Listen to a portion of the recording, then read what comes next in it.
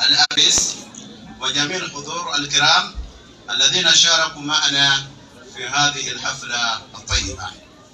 أيها الجمع الكريم، أنتهز هذه الفرصة التاريخية لأرحب بكم جميعا ترحيبا حارا في هذه البقعة الطيبة في حرم المعهد، حيث نحتفل بالتخريج الدفعة الأولى لأبنائنا الذين تخرجوا في المرحلة الثانوية قسم العلوم الإسلامية لعام الدراسي 2024. تشرفنا برفعتنا هذه التي تفوقت على كثير من المعاهد الإسلامية في جمهورية أوغندا، وكان عدد الطلبة 11 طالبة، والطالبتان أخرج 8 طلاب الامتياز و4 بتقدير جيد جدا و1 بتقدير جيد، كما كانت درجة النجاح 100 على 100. أيها الخريجين، أشكركم على التعني والصبر وحسن الخلق طيلة مكثكم معنا. أوصيكم بتقوى الله ومواصلته في طلب العلم، واعتبر هذه اللحظة واعتبر هذه المرحلة كالبداية، ومن طلب الأولى سهر الأيام. أخيرا أشكر وأقدر كل من ساهم في انعقاد هذه الحفلة حتى ظهرت على هذه الصورة الباهرة، وأتمنى لكم جميع الدوام الصحة والعافية الميمونة إلى منازلكم سالمين غانمين. سوى مغني في أمكرو دكتور سفير راشد يحيى سمودو وتوسزا اتتيوا وتودى أمان وتودى انكورا وتوانجد اليوكورا. سوى دكتور كاجمو إلى أمباسادا، سوى شيخ سليمان بوكوا أمباسادا، badakatira bali wano mufti mutuwadde ekyenjawulo, era tubagamba tetuli basanyufu nnyo okubeera nga muli naffe wano, abasomesa baffe ab'ebitiibwa omuli Sheikh Ismail ne Abtahi. Ndowooza Ismail linnya lya byafaayo nnyo, kubanga Ismail senior Sheikh Ismail Alukeberwa bahbah mawjud huna nahnu ma'ahuna معلمنا بحبح بارك الله فيك. ناوس بسبب فمنا توالي الزني بناف بتواسمنا بو أما بدي إنجانا أما كل بام السميرو أغاني بيا وكلو كل بام السميرو أغاني بيا وانسي بناتوا بارك الله فيكم توالي الزني متفوجا فيشنو echukufwala abana baffe mu maaso. Poti yange egenda kuba nfunda nnyo, egenda kuba eyogera nnyo ku nsoma y'abaana bano nga basomye. Ensoma y'abaana bano ebadde nnungi, baatandika 15 bamaze 13. Nsuubira ekigaali kye tekibeera kibi. Sebo Profesa Dr. Abdul Hafiz, ekigaali ekyo nsuubira tekiba kibi, kubanga kirasi eyaffe eya 88 ku biraali y'omu kibuga wakati twali abantu nga 92, naye twagenda okufundikira ne tubeera na 6. Kiba kitegeeza nti khurafa omulimu gwekoze wanjawulo nnyo. Ismaila bwe muddako, ba Ismaila abali wano, Ismaila nju kisoko oyimirire, Ismaila Mbowa yoko oyimirire, Ismaila Kabindo soko oyimirire. Ndowooza mukadde waffe Ismaila atuwadde ekyokukola. Sheikh Ismail Alukeberwa nsaba y'abaasembayo okuyimirira. Sheikh Ismail Alukeberwa omusomesa wange y'abaasembayo okuyimirira. Ismail Bawuda hali yakif barakallahu fikum. Nga kusomesa wange tannaba kubeera nga atuula, njagala bajjukiza y'akantu kamu, kubanga Profesa babadde annyonnyola wano alina ebintu bingi byatulaze ebiyinza tutwala mu maaso. Musomesa wange ebyo byasomesa nga tugenze ku biraali, tuvudde katwene bannanga abangi wano bwe twayingira mu kirasi nga yayogera Luwarabu lwokka, tagattamu wadde ak'Oluganda. N'agamba bembanga law dakhaltu fi al-fasl law sa'altu su'alan ta'rifu al-jawab la ta'rifu al-jawab irfa'u yadak. Atadhkuruna hadha al-ibara tadhkurunaha? Kakati nga kitegeeza oba omanyi ekibuuzo oba tomanyi kibuuzo guwanika omukono. Kakati obuzibu buli mu kuwanika mukono nga tomanyi kyogenda kwanukula.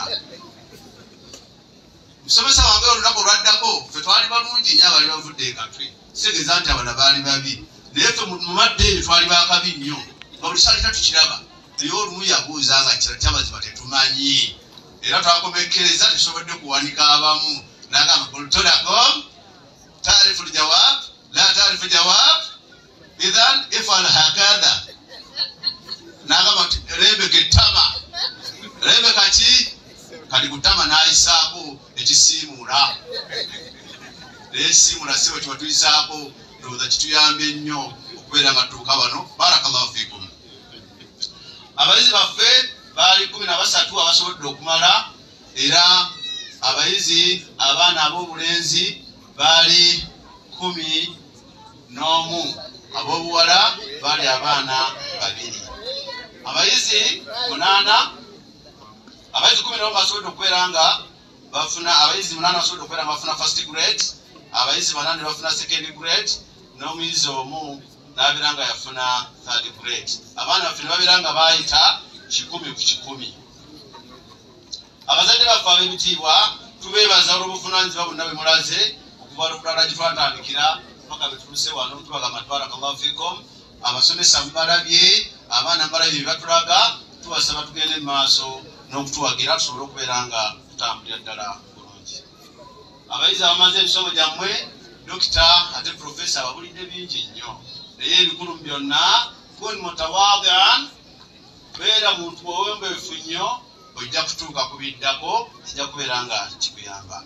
Nebaza bonna abasobodde okubeera nga batufuula ekyenjawulo nga bwe mufaanagana saba buli muntu atunulire munne amuwe ku salaamu olw'omukolo guno okuba nti gwanjawulo kuliko baambasada kuliko abasomesa baffe kuliko bannabyabufuzi n'ebigambo ebyo. Assalaamu alaikum warahmatullahi wabarakatuh. Walaikum salam wa rahmatullahi wa barakatuh. Tumeanza nnyo Director of Studies Theology Sheikh Salim Lubega olw'ebigambo ebyo byatuwadde n'enteekateeka y'abayizi baffe nga bwe baayita. Barakallahu fiikum, jazakumullahu khaira. Mwebale nnyo, mwebalire ddala. Basibo ne bannyabo mukkirize mu kaseera kano kennyini nga sibaleesezaayo nja kusaba muganda wange Sheikh Ismail Abubakar Njuki abeere nga ajja wano insha Allah atuuse obubaka ate wanaabamaliriza ate tujja kulaba ekiddako. Omugenyi omukulu ajja kutikkira abantu bano n'ebigambo n'abakulu abalala betugenda okulaba insha Allah nga bamwerekerako. Sabukadaffe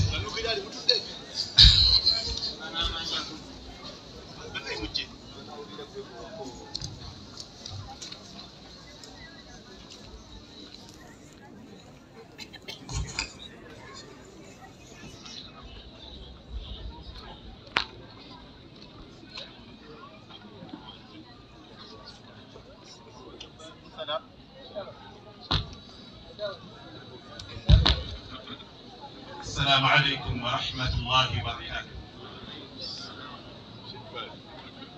الحمد لله رب العالمين والصلاة والسلام على أشرف المرسلين سيدنا وحبيبنا ونبينا محمد صلى الله عليه وسلم وعلى آله وأصحابه وسلم.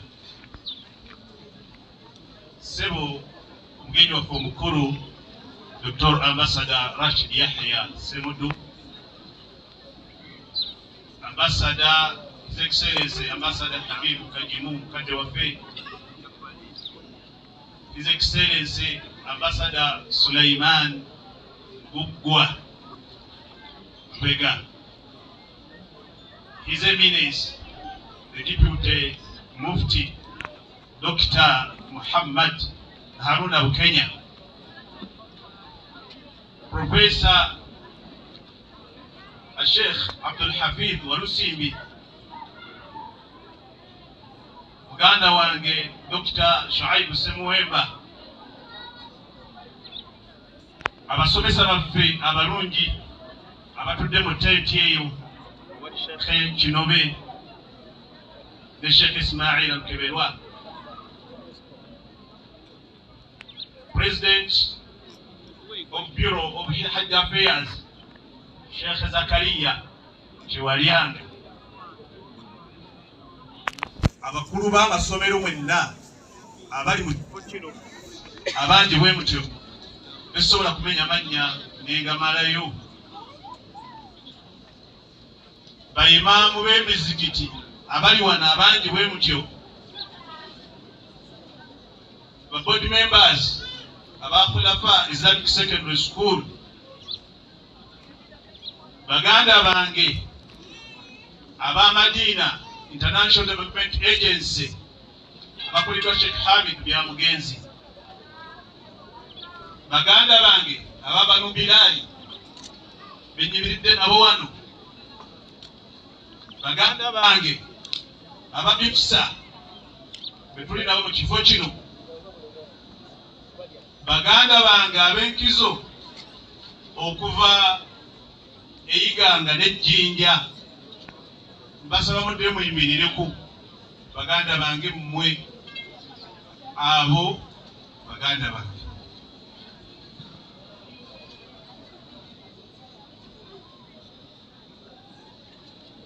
Bazadde baffe mwenna abali mu kifo kino ab'ekitiibwa, abayizi baffe mwenna abali mu kifo kino ky'ekitiibwa, bamemba aba famire yange mwenna bakulemberwa Haji Twaha Olukikambi ono, salamu yagitodde, Sheikh Jalaluddin kwebaza, bafamire memba mbebaza olw'okuba ebiseera ebimu mumbulwa mutasobola kundaba, abasomesa b'abaana baffe abalungi abakulemberwa Sheikh Salim Mahmoud Lubega Musaazi, abatuuze ab'oku kitundu kuno n'abakulembeze baffe,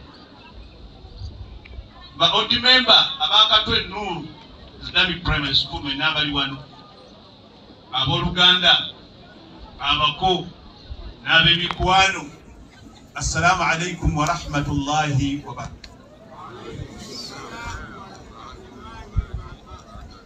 Essanyu lye nnina lye tulina abayimiridde wano lya nsusso nnyo eritasobola kuvaayo mu bigambo mukadde kano, ne bw'obeera nga gwenze essaawa zino ebigambo biyinza okukubula, kuba bw'otunuulira emmeeza eyo etuddeko abantu abanene, abantu abakulu, obajjawa era amaanyi agabeebaza ogajjawa okujjako okugeza.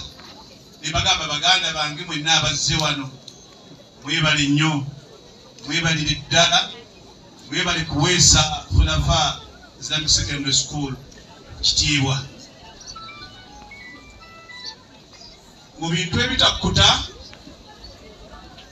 mulimu amasomero, naye awo tumwebaza atusobosezza okuba nti tutijjidde abaana baffe bano nga bwe mbalaba mu ttenti awo, abo be baana abaasookera ddala okusoma mu ssomero muno okubira dda mu mwaka ogw'2019. Okutebedde okuva eyo paka olwaleero bw'obanga ddala tonywedde nnyo oyinza obutamalaako, naye mwebale kugumiikiriza ne musobola okuba nga mutuuse olunaku luno. Nammwe mwenna ababali emabega munywere mugume musome ebitabo byammwe, omwaka ogujja nate insha Allahu taala manyi mwegomba tife banaabatukira bambasada bano banaakomawo, abo bajja kudda awo bemulaba, abo baganda bange insha Allahu taala, abo baganda bange. Okumanya baganda bange okukwata essimu n'okubira ambasada abantu gye banoonyeza emyaka n'ebisiibo ne bakkiriza ne bajja, oyo wataba muganda wo abaani muganda wo ate nga mukwata. Era manyi abamu bagamba nti abakola katudiibuuza abakulu ne muleeta abantu abo bonna ng'abantu oli agamba bwe nfunako omu ku abo olwo gwabakoze eki buwedde naye obwaffe tekuba tekujja kuggwa okujjako ngaawo bonna bemula nga weebali. Barakallahu fikum wa jazakumullahu khaira. Nga nange Soweidi nyanza okuba empiki weebale nnyo okutemberera Sheikh Kinoba oyo mujjukiza ku makya n'agamba gwe enjuki olina ekyejjo ne mugamba nze bwentyo neyimuka n'asituka najja. Njagala okwebaza mwenna abazze mu kifo kino, bakadde bange mwenna abali wano. Lino ly'ettafaali etwakateeka ku mulimu guno. Abaana tubasomesezza era abaana betusomesezza ebitundu ebitotwoledde wano bikakasa nti ddala abaana basoma eddiini n'ebirala ebigendera okwo eby'oluzungu.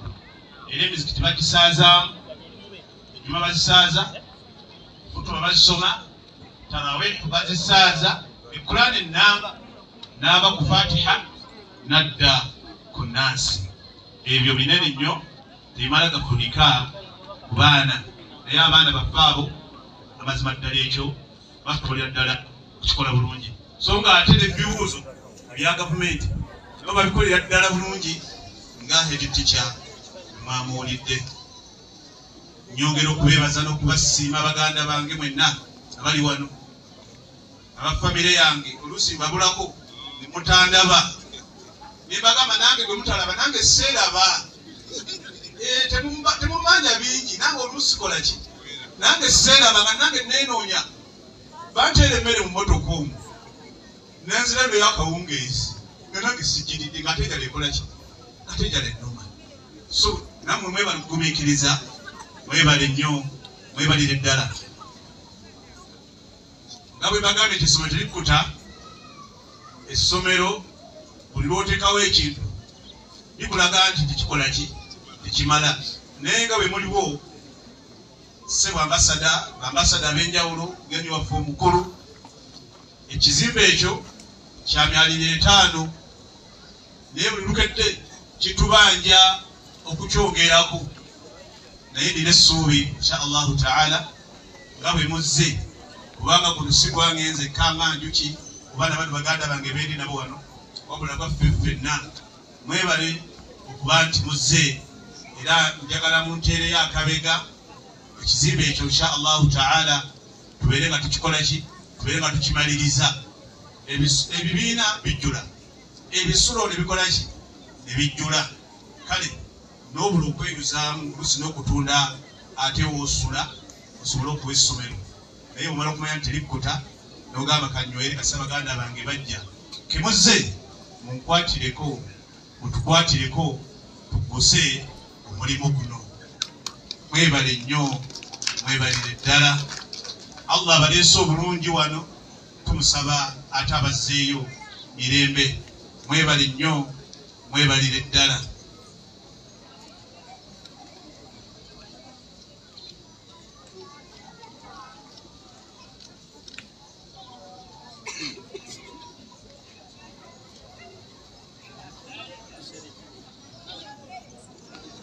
Banyongedde obuyinza obulala okuba nga ate mpita ambasada nga ngenda kutandikira ku Sheikh Bugwa Sulaimaani oyo ajje akabisiza kuba asoogedde kino wali wanyuki nze kuku sijja kuvaawo wadde ngenda kusimba muggo naye nja kutuuka yanayita banne basobole okujja babeeko ebigambo byetubuulira. Abantu bwe nali bayita nabagamba nti mujje mulabe ku bantu abanene mu kifo ekimu, naye Allah subhanahu wa ta'ala akitukoledde. Ab'ekibira nabagamba mujje mulabe ku bantu ab'ebitiibwa be badde mulaba ku TV, be badde mulaba ku mawulire nga bali mu kifo kimu nga tewali asooza munne. Weebale nnyo bannange, weebalire ddala omukwano ogwo abakulembeze mu kukuuma ebbanga lyonna. Naffe insha Allahu ta'ala tweyama tujja kubeera abawulize gye muli ab'omukwano gwannama ddala insha Allahu ta'ala.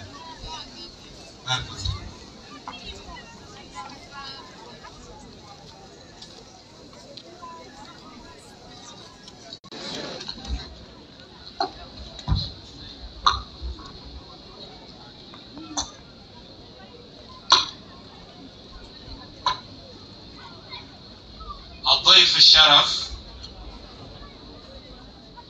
أخي العزيز سعادة السفير الدكتور راشد يحيى السمودو، سعادة السفراء الموجودين، الأساتذة الكرام. First of all, I want to thank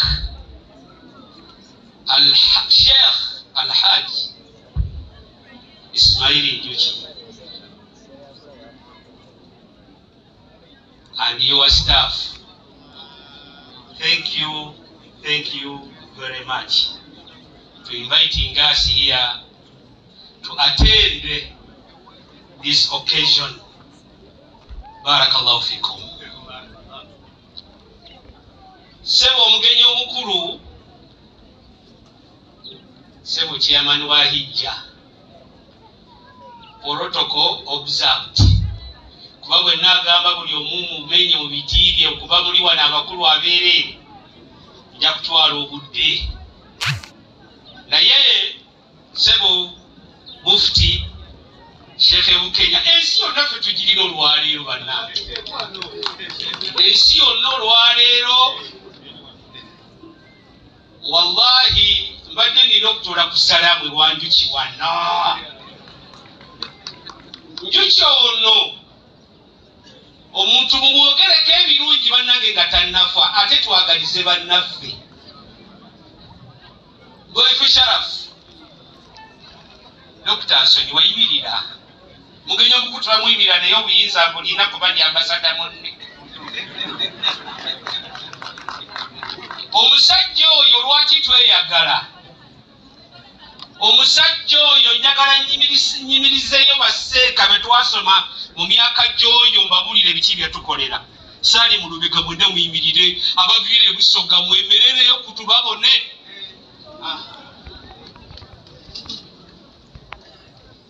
Basseeka bali jimu yaffe Madiina muyimirire mwenna. Obalabye Mbolwa yena aliwo wano. Mujje wano. Mujje. Bannange eri omukolo gw'otamala nga tusa speed. Guno omukolo tetujja kugusa speed, tetujja kudda wano nkya. Alhaji Kajimu bwe bw'obeera bw'ate oli waffe nnyo. Omukolo eriyo omukolo enjovu bw'enfa tobikakamyu. Kati guno omukolo saabakolo okubeerako abantu bano. Wallahi mutusonyiwe gweyongeremuko eddakiika bbiri.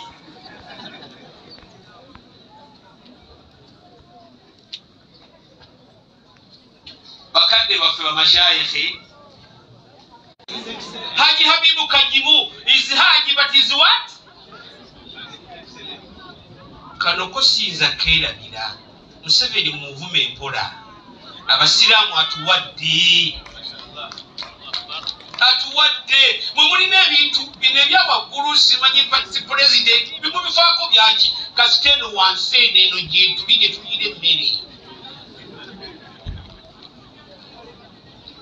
Abasajja bano bwe twawangala e Madiina nga tuli wansi wa Ddwaifu Sharafu Seeka Semundu, tetulina gye tujja kumujja kusobola kumwebaza era Njuki Mungu akusaasire.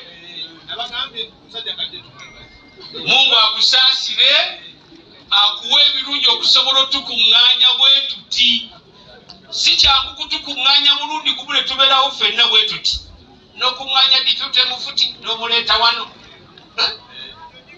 N'oleeta ate mpulidde tumusomesa ono Profesa kati Dr. Abdul Hafiz oyo nno naye kati Seeka mumuwe ekitiibwa bannange abasiraamu manyi okuyisayisaamu abantu amaaso. Olwaleero y'omu ku bamasheeke be tulina yeegatta ku Bassemuddu n'abalala. Era bw'aba ayogedde ekintu mu Busiraamu tukitwale mwabamanyi munaamanya bamanyi ki? Ibn Taymiyyah baaliwo ku mirembe egyo. Naye tugende e Saudi okusoma naffe tukomewo wano tugambe nti ensi yaffe erimu ki terimu kino tukikutte tutya mu Busiraamu. Naye ne muvuma ne mukofuwaza muliko ki? mwampona Museveni n'antwala ebuwalabu singa njabikanamu bannanga tuwangana ebitiibwa abawalimu ensonga nnyingi zenjagala okwogerako naye obudde tebuliiwo basheekhe mu abaana abasomye be batikkidde olwaleero temudde bakufuuka bamaseeka kufaatafaata mufaata ki eso haramu ego amasala bagogerako bwe gati ego amasala mugogerako ki temudde bakubikula bitabo biwera 10 naye ne mufaata ne mudda ku social media mufaata ki tewali mumanya aleeta kintu nga tekiriiyo naye n'osanga oli mustamiru ali kuseeka akarakata oyo tagibwako irimu oyo dokita oyinza okugamba tagibwako irimu abasajja badokita Semuwemba mwe bali mu nsi balina ebitabo naye mubawulira baleekaana ki dokita Semuddu asoma hadisi za lunaku naye mulowooza amasala tagamanyi bannange guno omukolo gwaba bakutikkira bamasheekhe ebigambo ebyo tulina okubyogerako bibadde bituluma tulekeraabo okuwafa tuwaze tutetegereza ne tufata ne tukafuwaza ne tukola buli kimu abayizi abasomye olwaleero mweyongere okusoma mwewale nnyo okufatafata eno ensi yaffe yanjawuloko ku Saudi eri amasala gwe ng'ogafase naye nga oyinza okukyusaamu okusinziira ku nsimu awangaalira twagende Madina okusoma kukola ki bannange kutegeera manya nti tuwangaala abatali basiraamu n'abaki kati tosobola kufatafata otyo tufa nga n'ofaananya fatwa ye Uganda efaanagana engeri Saudi tebalabanga na ku mukazi bwali bwereere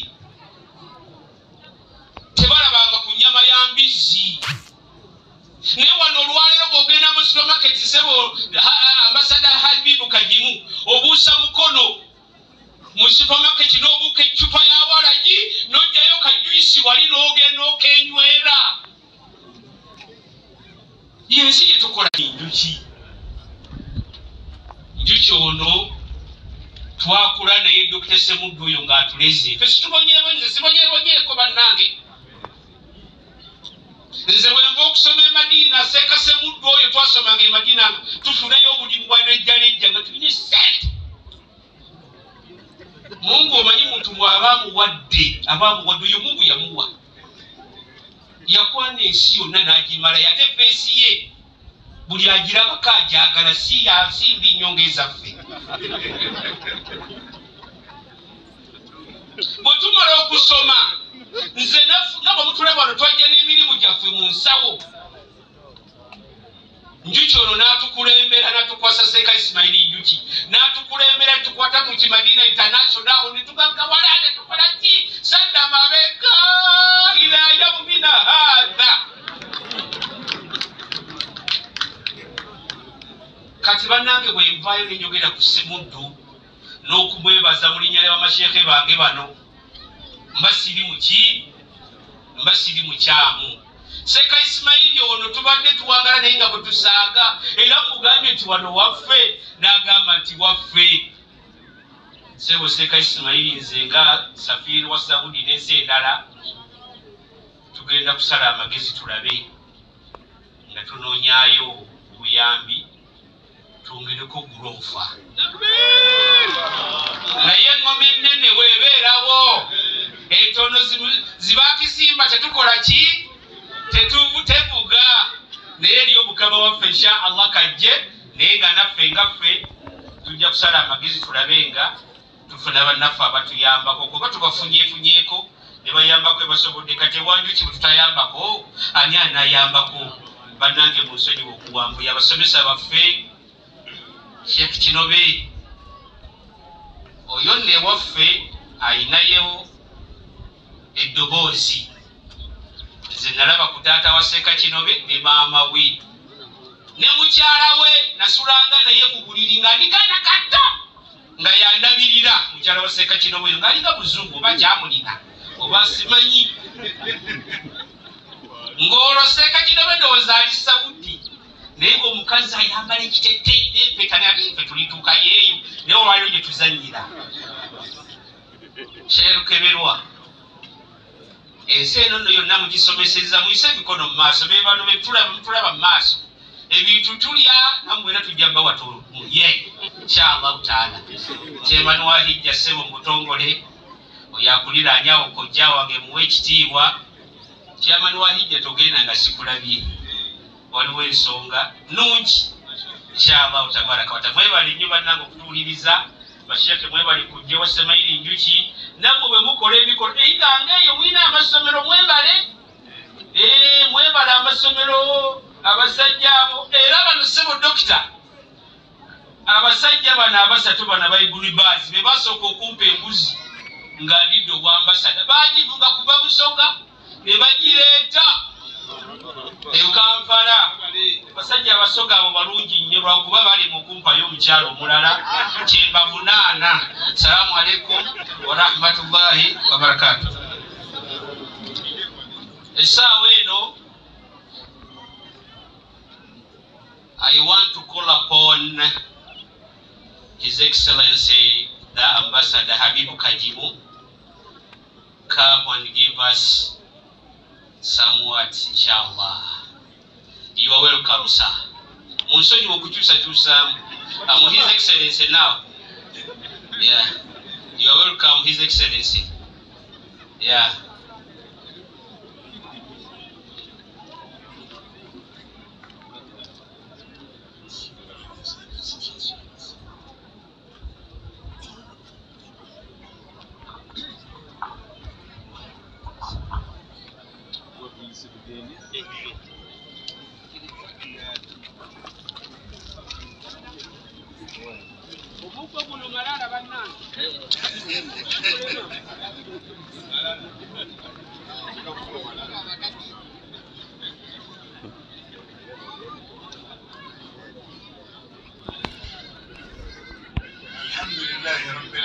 والصلاة والسلام على أشرف المرسلين سيدنا محمد وعلى آله وصحبه وسلم. سر صاحب السعادة الدكتور وأخي العزيز وضيف الشرف الدكتور راشد بن يحيى سمد من الدكاترة البروفيسور بالونو نبا إسماعيل يقوم أنا باقي منا المشايخ بحاج منا بحاجتي. السلام عليكم ورحمة الله وبركاته. السيرة في نشتنو يا ساقا كوما جاب السيرة كوانجي بكرة بيربيج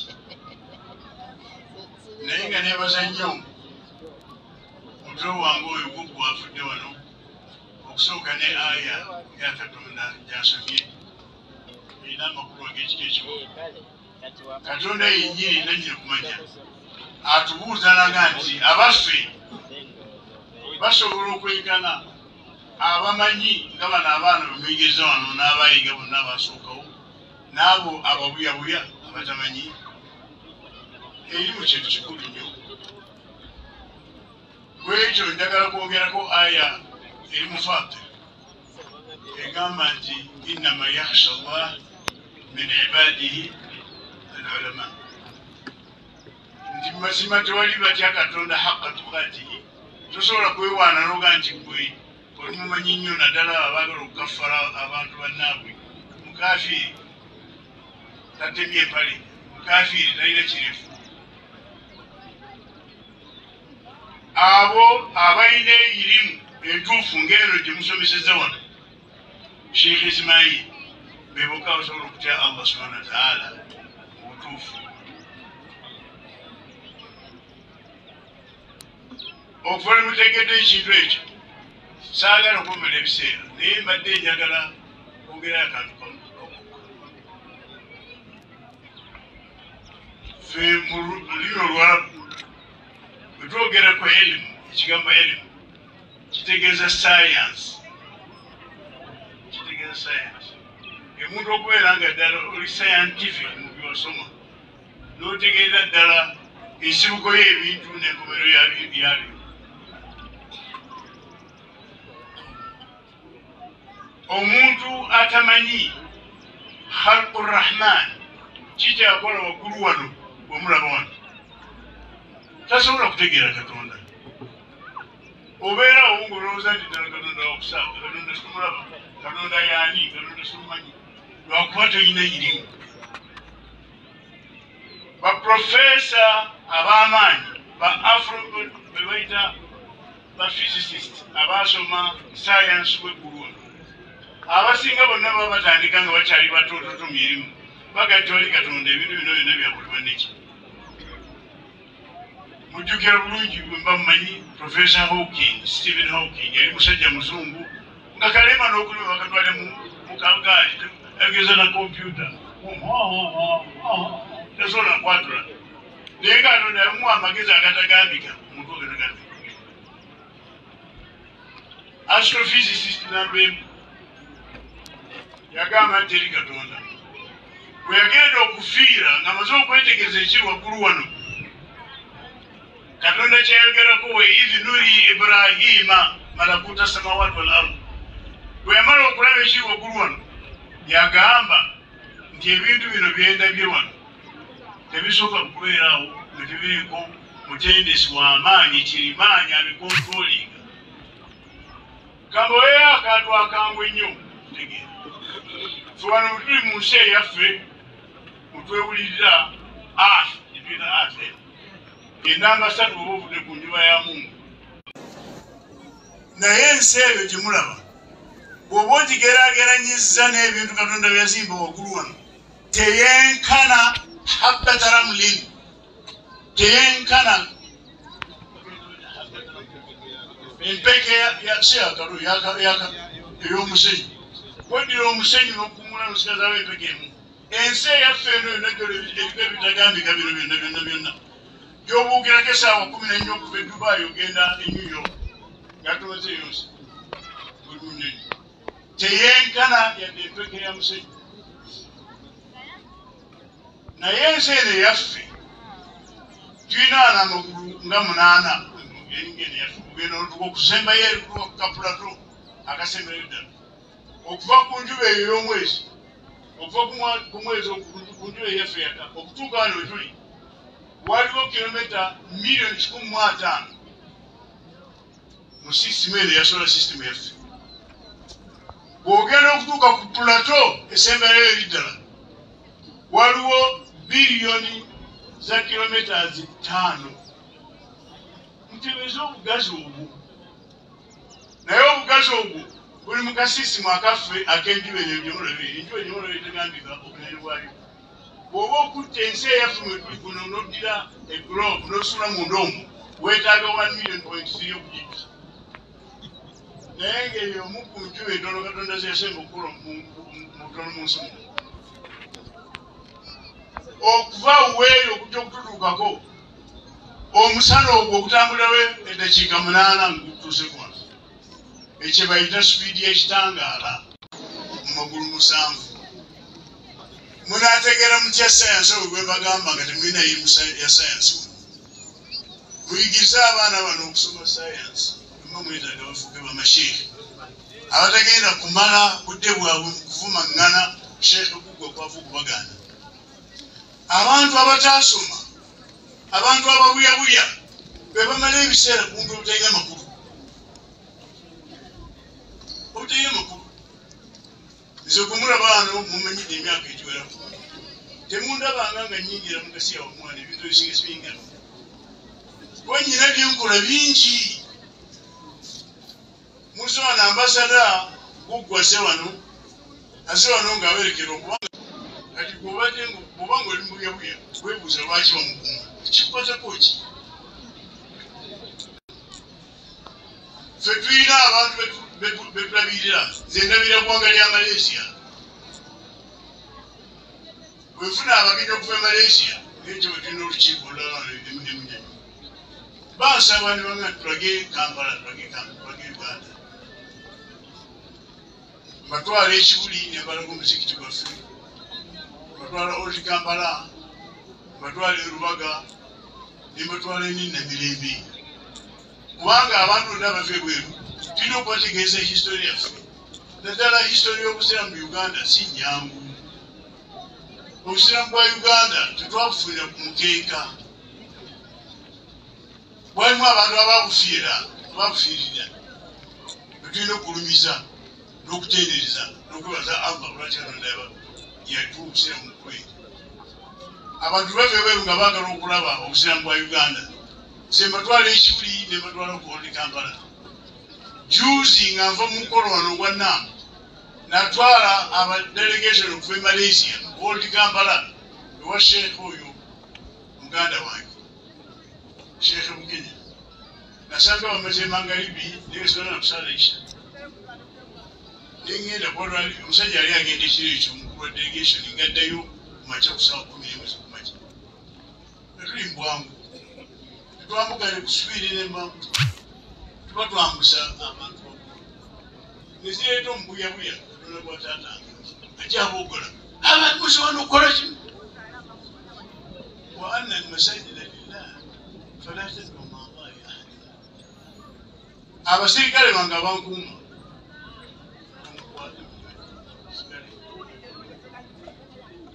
kyeneewuunya kwe kulaba nti omwogezi wa Supreme Council ajjudde obulimba nabbi bwegamba nti omusire mutalimba agenda abasirikale bange bagenda nebajingira n'eryanyi baguzeyo ki bakwate emundu abantu kisabanga omulamu wange kitasooka nokubaako ngekibanyumisa ki lwaki beetaaga okulimba lwakubula bye bakola nakweraliikira bulamu bwa ku duniya. Nze njagala mumanye nti nze obulamu obwomu obwokuduniya nakubalekera siri mu mutawaana gyammwe ekyo mutawaanira kuba sirina kyembeguyako sirina kyembetaagako nekubyono yekka subhanahu wa taala. Nabbi waffe Muhammad sallallahu alaihi wasallam yateeka ejjinja Hajarul Aswad mu Kaaba ng'ebulayo emyaka 5 okumutuma abeere nabbi. Bakuraishi basala okuzimba Kaaba bakiwule ey'amaanyi bajozi ezedde ezazimunga musaafu ezajjirwanga mukoka naye batuuka okuteekako ejjinja lya Hajarul Aswad ebika by'Abarabu bonna nga buli kimu kyetaaga ekika kyabwe kivaire okuteeka ejjinja ne baga okuttingana. Omu ku b'amagezi nabagenda bannange ti ffenna tusitule wano. Omuntu yenna n'asooka ali okuyingira mu Kaaba ng'ajja wano ku Kaaba gwe twatulonda yabateekako ejjinja eryo ne Sayyidina Muhammad sallallahu alaihi wasallam ng'emuntu asoose ne bagati ate ono al-Amin yennyini yasinga mujje ono yabateerako ejjinja lino ye olw'amagezi ge Katonda geyamuwa gatannana kubeera nabbi ag'ekika ekyoku n'addira ejjubba ng'eya Sheikh Bukenya eye yali yeetisse n'agiteeka ku ttaka n'asitula ejjinja n'agiteekako n'agati kati mwenna ebika by'Abarabu mwenna mujje musitule buli omu asitule ku jjubba eno muleete ejjinja eryo ligende tuliika ku nsonda ya Kaaba. Bonna ne basanyuka ne bateekamu ejjinja eryo. Emyaka 5 byefuuka nabbi ye gwe baasooka okugaana okugenda ku Kaaba nga bakulirwa kitaawe omuto yakola embaga etagambika Abu Lahab. Mulebe amagero ya Allah subhanahu wa ta'ala ayo no gana agitavu okusoma tadkhulunna al-masjid al-haram insha Allah amini era bajigira naye nabbi ne bamukubira okwo ne bamutuka n'agaana okumutta nga bamugaana okuyingira ku Kaaba gyeyateekeko ejjinja. Sisaagala kubagamba kiki nakola ku muzikiti wa Old Kampala naye obula naye nsengenda okunoonya Old Kampala genda okunoonya ki noonya bwa mufti mwabali mu ntalo zembulisa bwa mufti abalwanagana abalimu noonya bwa mufti mu Uganda mwali mulinga mwalire kyenjagala okubagamba nti mwegirize abaana babeere bayigirivu bategeere irimu basobole okubaako bibakola nga mukusomeseza abaana nimbayigiriza okubajja nimbayigiriza amasanyalaze nimbayigiriza ebintu ebigenda okubagasa mu duniya. Emirembe gyakyuka tetukyali ku mirembe giri egyadda egy'abamasheekhe okusabiriza. Wa inna nabiya Allahi Dawuda kana yaakulu min amali yadihi nabbi Kibalule otegeeza nga lwekisa Dawuda. Dawuda alinga nabbi kabaka naye nga talya musaala gwa gavumenti ye nga muweesa egidano mu Kampala. Oluwalabu olwo mbadde njogera n'omugenyi omukulu wali ninga nti owulira enjatula za haruufu abaana zibalina se abaana abasomeddwa wano mu Kampala abaana b'emyaka 16 17 bagenda naddala omuwala oyo adde ayogera bulungi jana asomye ekikwate kye n'omuvubuka omulenzi mashallah alayhi. Abo baana be twetaaga. Nze beesabira Katonda abafuule abakulembeze b'Obusiraamu n'eddiini yaffe baleke okuwemula eggwanga lyaffe. Baleke okuwemula ngana bannayuganda tuleke okuvuma ngana. Omusiraamu nga ki ekigenda okuswala musiraamu munno? Ogenda okumulimbirira, ogenda okumuvumira mu bantu. Lwaki? Obulamu bw'ensi bwa kaseera buseera. Nze ndi musajja wa myaka 72. Siri mwana muto. Ene mu ntalo z'okulwanyisa Old Kampala. Naye lwaki? Okutamanya buyebuye. Musomese abaana eddiini ya Allah. Musomese abaana eyirimu bategeere omusiraamu omutuufu. Njagala nnyo okubeebaza okumpitawa. Nnyumiza nnyo okusinga omukulu gwonna omukolo gwonna gumukola mu Uganda. Tonsanga mu mbaga, tonsanga mu dduwa, tonsanga mu ki. Ebiseera nyira bitono n'obudde bwesigaza ku dduniya butono. Saagala kukumala mu bintu ebitalina makulu ebitakuza busiraamu ne mubeera awo kumala okukola gati. Nze buli yenna ayagala obuyambi eri abantu bemmanyi mutuusaayo nga sirina kye muluguyako, sirina kye mwegombako, sirina kye musaba okuggyako nga nsaba wajolwa nesanga okubabira ebiseera neyanziza nnyo muganda ngenda kungulumiza okumita wano mwe mungulumiza okumita kubeerawo okwange wano sikugulumiza mukolo mwe mungulumiza okumita nokola nti olaba nti ina kyomugaso njagala nnyo mugende mu maaso n'okusomesa sayansi yaffe musomese abaana mala kootisaba wadulabu wahada assalamu alaikum warahmatullahi wabarakatuhu. Barakallahu fikum, Your Excellency Ambassador